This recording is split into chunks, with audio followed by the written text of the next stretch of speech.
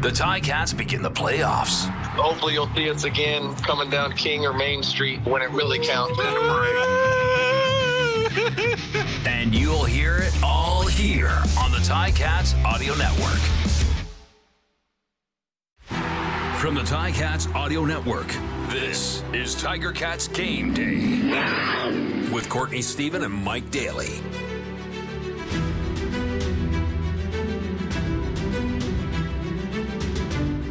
Welcome back to another episode of Tiger Cats Game Day on the Ticats Audio Network. It's October 29th. We are finally here. It's the end of the season.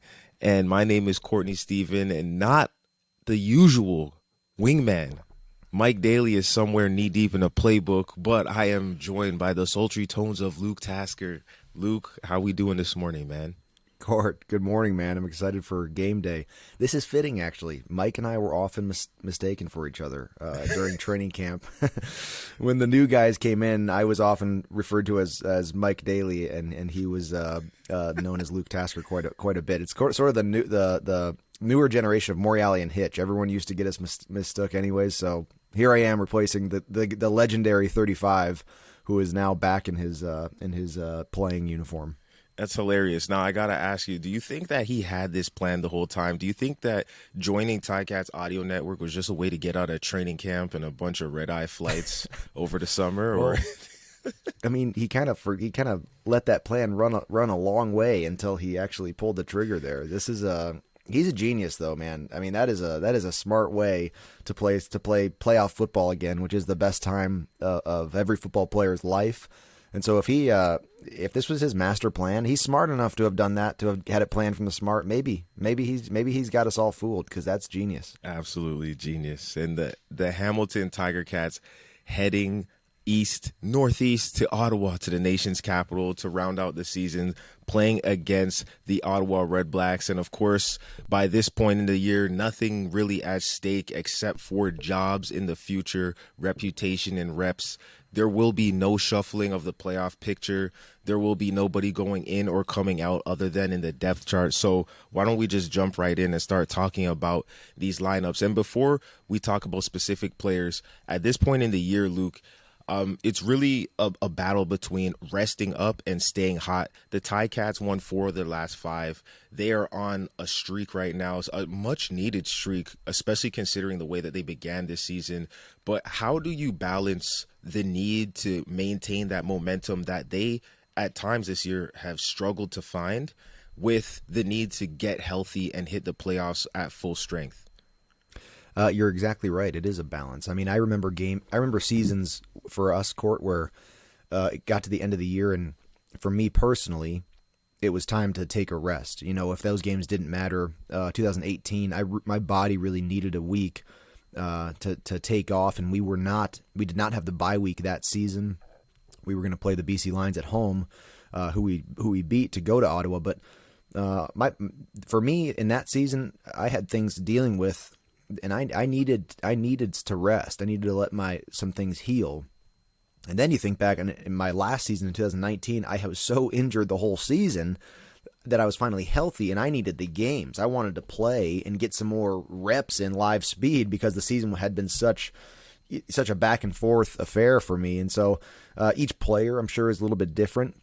But also, Coach O mentioned earlier this week, like there's other things at stake here. You know, it's not you're not just able to pick every single player across the board who you want to play and not play. There's some restrictions, right? There's restrictions as far as salary cap and other things at work here. So, you know, it'll be interesting to see some of these young guys get a chance, like you said, to almost try out, to get a little exposure and some game action, and potentially help themselves in their 2023 efforts.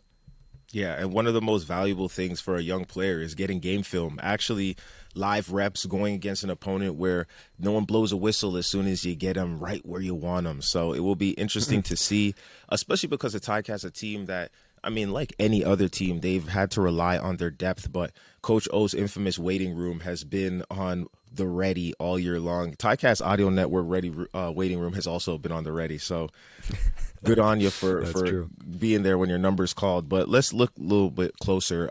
One that's going to stand out to everybody, of course, Dane Evans, a guy who has missed time this year with injuries. He is going to be taking advantage of a backseat ride, a passenger ride in this one, looking at QB2 on the roster, but potentially probably not even seeing the field at all in this one, as you're going to see Matthew Schultz taking the lead here. And going into the playoffs, last year even, the Ticats had to use both quarterbacks during the playoffs. It was not a fire drill. It was an actual fire, but they came out. Dane had a great game in the playoffs. Jeremiah had great games in the playoffs. How much does this one, for Matt Schultz, this got to feel like the real deal? This doesn't feel like a nothing game.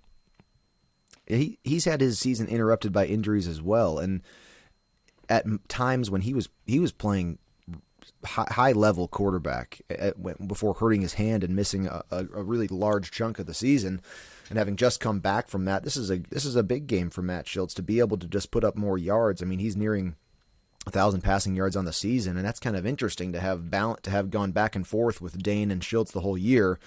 That is the story of the decade for the Ticats, is quarterback back and forths, right? In 2013, Court, you and I, our first year, you had Hank Burris, Dan Lefevre, and Jeremiah Mazzoli all taking part late in the season. Zach Collaros came in, injured. There's a back and forth with Soli and Collaros, Soli and Dane, and now Schultz and Dane. It's like the story of the Ticats quarterbacking. And so maybe that's just the thing that goes for them. And I think that if they can enter the playoffs with a healthy Matt Schultz who's playing well and comes off a good game today in Ottawa, if they can come into the playoffs with that kind of Matt Schultz and with a Dane Evans that's also healthy and playing well, they might both of these guys might make a difference in the last 3 games of the season, meaning playoffs through Grey Cup. Yeah, and it's got to give a little bit more confidence to everybody in that locker room when a quarterback like Matt Schultz hits the field and you know that you've seen him in live action getting the job done. That just does a lot to expand the playbook that he's offered, and also, the morale of the team really revolves around certain make or break moments. And when the starting quarterback is in or out of the game, that can do a lot to lift you or give you just a little itty tiny bit of doubt. So great to see Matt Schultz getting his reps in there. Another impact player, we're talking about Tim White, the most outstanding Ticat this year. I wrote down a list of the guys who won awards, and I was thinking about, in a word, how would you describe Tim White? And he's got to be the game breaker, a guy who really could hit the home runs. If anybody, he was the one who was making the clutch catches late in the games. And it's not always the same guy who makes the big play and the clutch play. He can score from 80 yards away, or he can catch one over the middle late in the game with the clock winding down. He will not be suiting up today, but the Ticats have always been built around spreading the ball, distributing the ball. And so they need to know who's going to be that next threat. Terry Godwin is stepping in, a guy who we've seen a little bit of this year, but let's talk about how much it means for those guys who are kind of on the bubble or first year players as a Ticat, getting a chance to show their stuff. What are they approaching this game with mentally? How are they trying to go out there and what are they thinking? Are they thinking, I got a flash on film? Are they thinking, just don't mess up? What would your mindset be if you were one of those younger, newer guys? Yeah. The unfortunate reality is that it's hard sometimes to overcome that mindset that you just mentioned of don't mess up.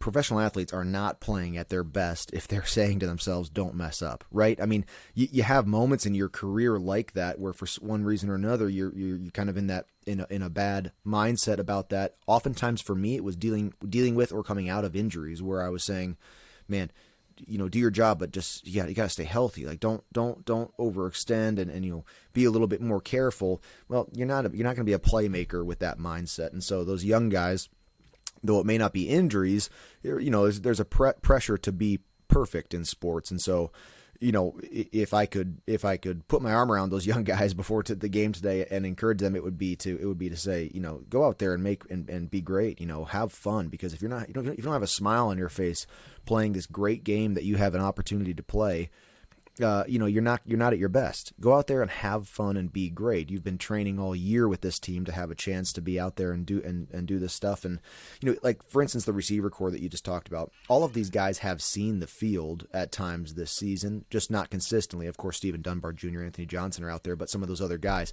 Turnowski, Unger, Godwin, they've been on the field at times, and in other roles, not just as receivers, but you got to go out there and take advantage and try to move the chains when you're called to do that. Try to make the difficult catch and try to protect the football.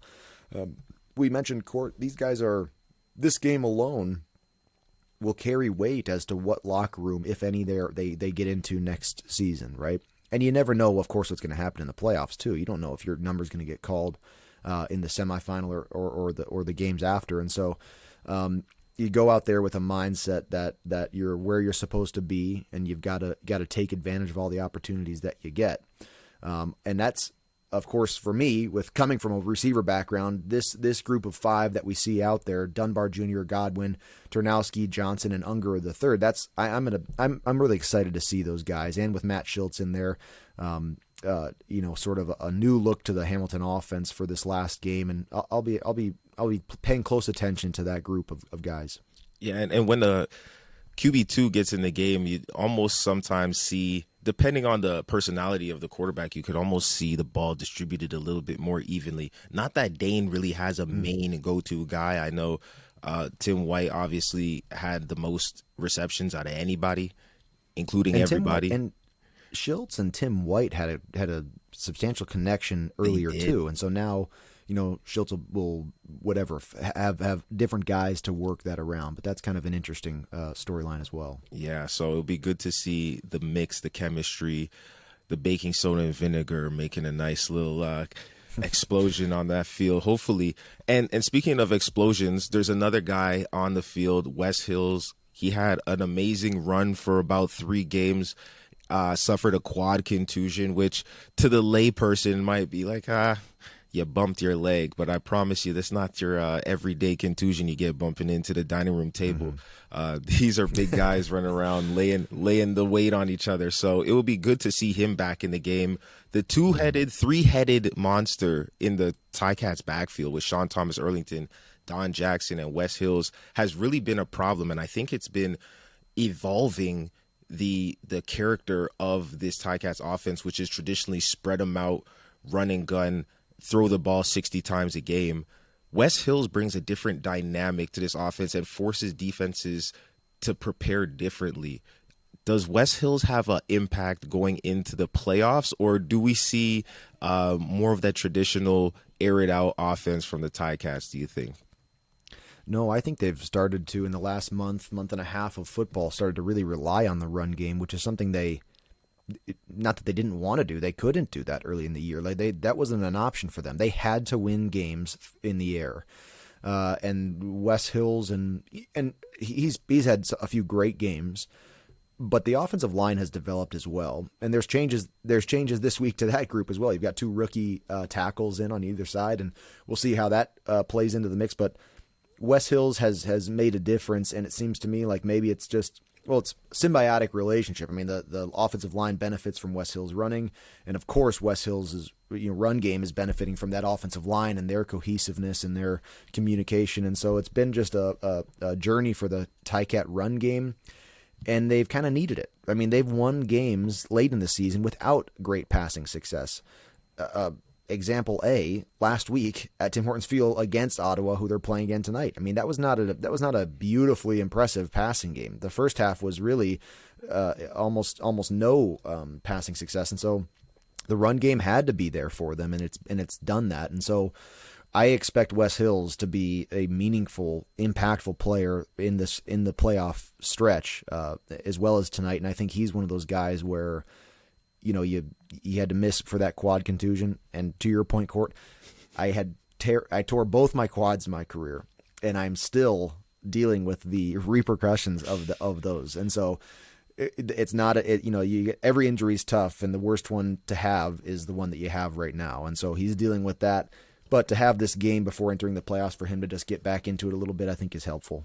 Absolutely. And you spoke about 2 rookies on both tackles.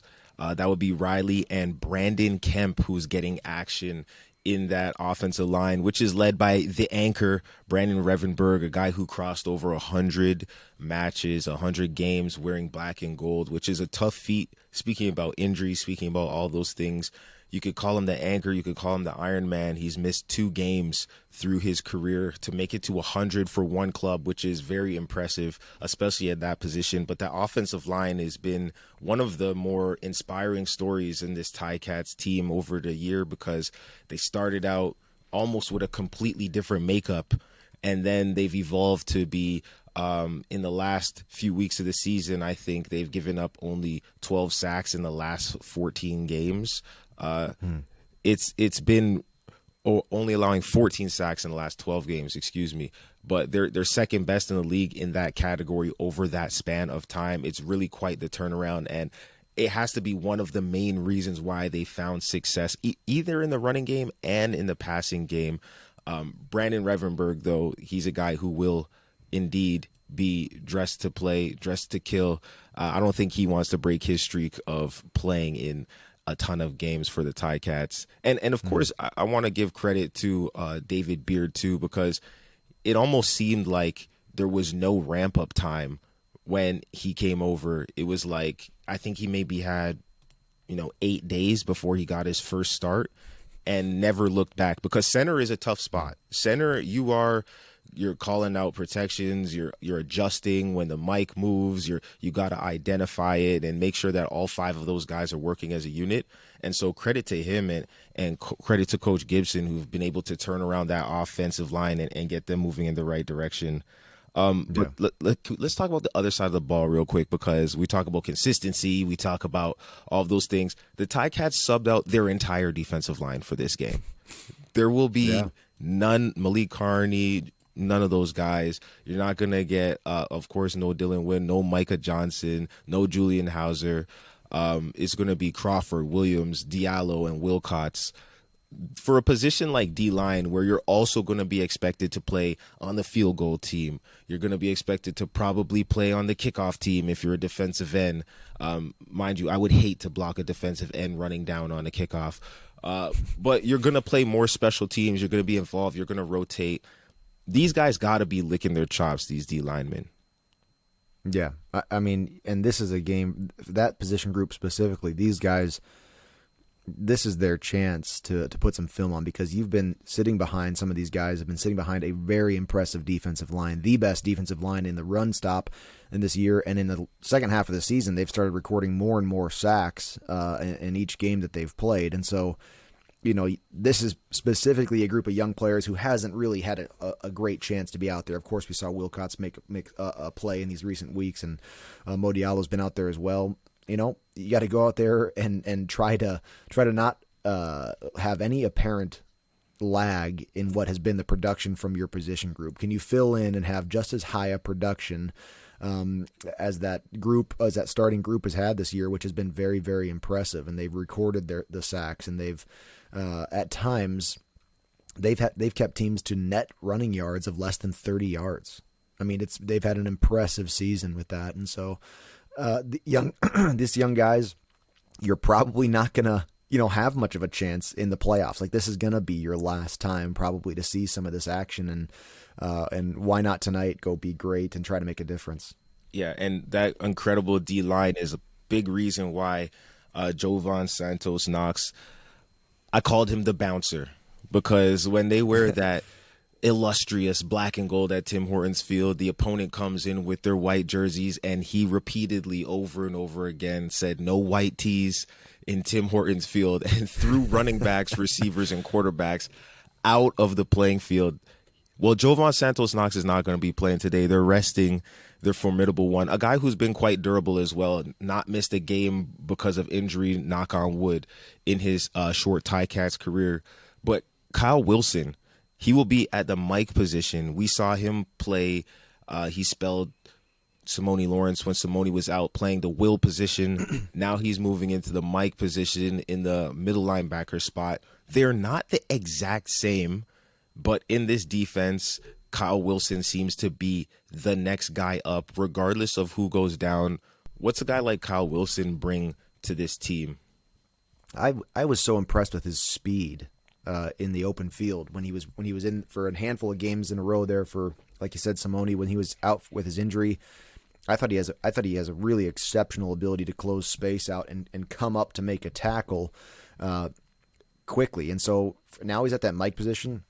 He brought up David Beard. He was plugged in quickly when he entered Hamilton, and he's a 7-year vet, and he's been doing this for a long time. But that center position has a lot of communication to do after the huddle, pre-snap. Mike linebacker has some of that as well. And then you go in my opinion, it's the defensive secondary follows the offensive line as far as how much communication they have to actually get out with each other prior to the snap of the ball. Those two groups are a lot. And then the Mike linebacker falls into that as well. He's got a lot of things to figure out. And so for him to be able to plug and play from Will, where he was for most of the season, and I thought did a spectacular job there, to now go over to Mike, just that lineup itself shows some trust that he's got with this Ticats team. And he's showed up all year in places where he's been called to make special teams and defense. And so that's a guy, in my opinion, it seems to me like the Ticats have a long-term plan for a guy like Kyle Wilson, and it seems like they should. I've really enjoyed watching him play, and I'm excited to do that again tonight. Absolutely. I love some tough, fast, physical football, and that's Coach O's brand, right? Smarter, faster, more physical. That's been the mantra this season, and he's definitely a guy who's bought into that. At this point... Let me see this. It wasn't even planned to this. Look at this. I know only the YouTube watchers can okay. see I see you with the threads. Smarter, faster, more physical. You can't fake it. We didn't even text about that. We didn't even plan that, and you set me up perfectly for it. There you go. How about that? There you go. We're on one accord. and this is perfect because I think the trend has been this year for the Ticats, it's a tale of two seasons, or whichever metaphor you want to use. But getting to the end of the year, instead of talking about the trend of the last couple of weeks, thinking about the overall trend of where this team is going. Last two seasons, finalists, participation ribbon in the Grey Cup, they want to turn that around. And I think in my years watching the CFL participating, it hasn't necessarily been the team with the most wins and the least losses in the regular season that's always won. Of course, sometimes it is, but it's typically who is healthiest and who is hottest going into the playoffs. Right now, the Ticats have got a lot of their guys back who were missing earlier in the season, and they've won 4 out of the last 5 against some very tough, well, mainly Western opponents, actually, beating the likes of Calgary and Winnipeg and a couple others. So the trend of this team as a whole, how would you describe the Ticats right now and where they're at entering into this final, they call it a nothing game, but how would you describe the trend as a whole for the Ticats right now and where they stand going into this playoffs and into this last week of the season? Well, I love looking at a team or the game in general from the 5,000-foot view. Like, I just think I think there's more interesting things when you zoom out and look at what's happened in the journey of this team. As a player in the CFL, I often thought you get to the end of October, training camp and preseason, it feels like a lifetime ago. Like you were different as a person back then, and as a the way you were playing, the way you were thinking about the game, it was a lifetime ago. This team shows that. Like, that was a different team playing back in June and July than what they're doing now. Turnovers have been an issue for this team throughout the season, and including this last game against Ottawa. But the crazy thing about it is they've won 3 of their 7 wins have come in games where they've turned the ball over more than their opponent. It's a double-edged sword because that's bad. You don't want to turn the ball over. You got to fix that problem going into the playoffs. But it does show some resilience and some ability to overcome adversity in doing that. I mean, they overcame a defensive touchdown that Ottawa forced on them last week. That's a big play to overcome and come out with a win. And 3 times they've overcome their own turnover ratio, their own negative turnover ratio. For instance, Ottawa has never won a game this year if they've turned the ball over more than their opponent. They haven't found that resilience. And again, double-edged sword. I know it's not a good thing to turn the ball over and then win. You got to fix that. But again, they weren't doing that early in the year, and they found ways to win games while doing that. Offensive production. They had to pass for 450 at least if they were going to win a game in July this year. they found ways. Wes Hill's entered the mix. They found ways to win games. Their defense has been outstanding. The first half last week in Ottawa, their defense, I mean, it was a brick wall. There was no success to be had against the Hamilton defense, and there's been times in the season where if one unit of the game, special teams, offense, or defense, was struggling, giving up big plays, well, the other units, rallied and were able to hold the game together. It's just a journey, and you got to be proud of that as a Ticat player and as Orlando Steinauer and their coaching staff. You got to be proud of the ways that this team has found to win, which has not always been expected or straightforward. They had their one game against Winnipeg, of all teams, the best team in the league this year.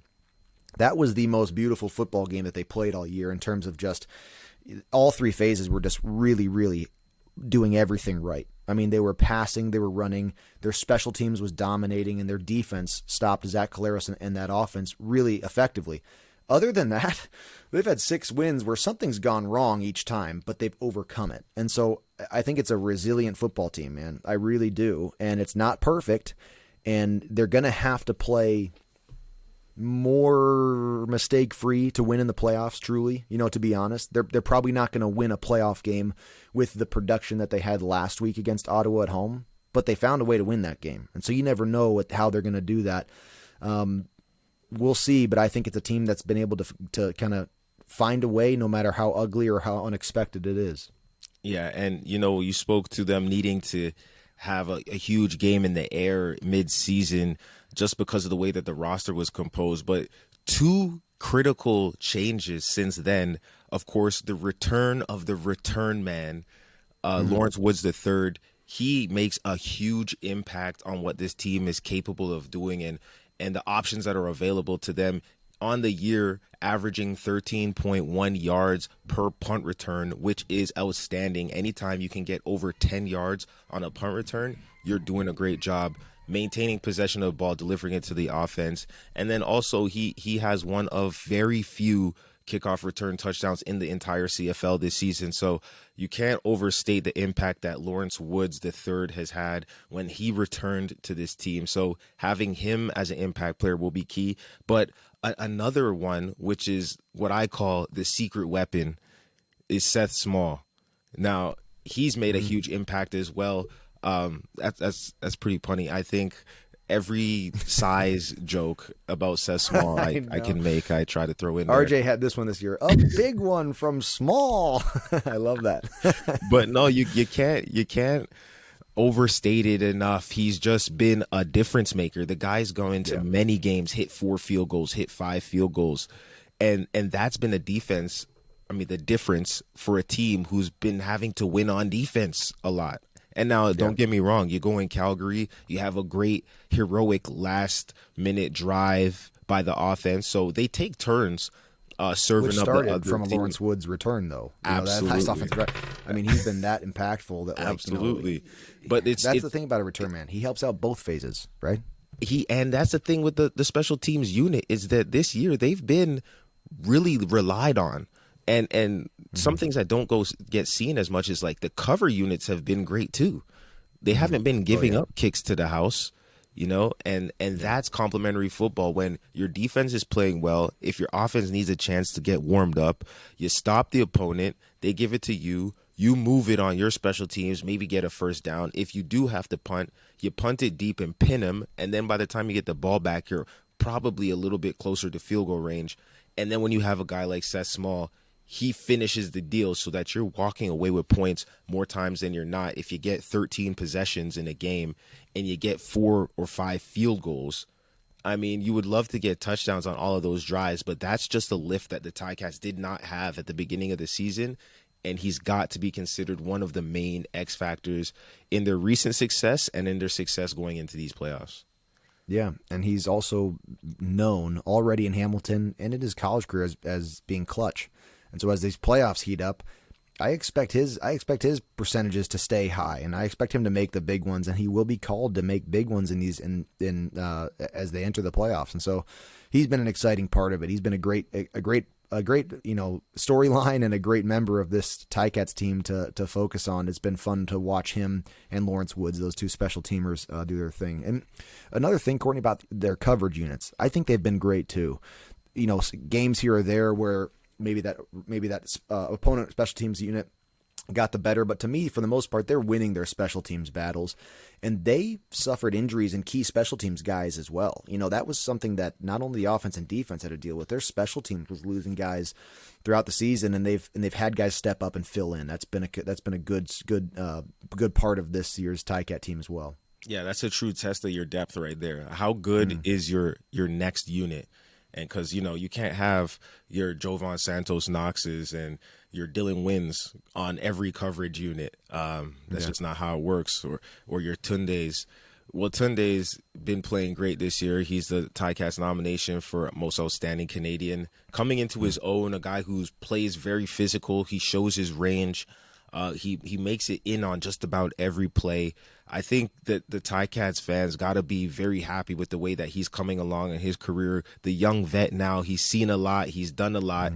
But he will play in this one, but I wouldn't be surprised to see Stavros Katsantonis, a guy who had to carry a little bit more of the load last year because of the versatility that Tunde brings. And I don't want Ticats fans to forget, this guy started and played field corner in the most important game of the year in the Grey Cup. He played field half, in the slot there, covering some very fast receivers in a lot of space, which is not a position that you would usually see a safety move over to fit in at. Obviously, this team is built around being multiple, about being flexible, guys just, doing what's necessary to win.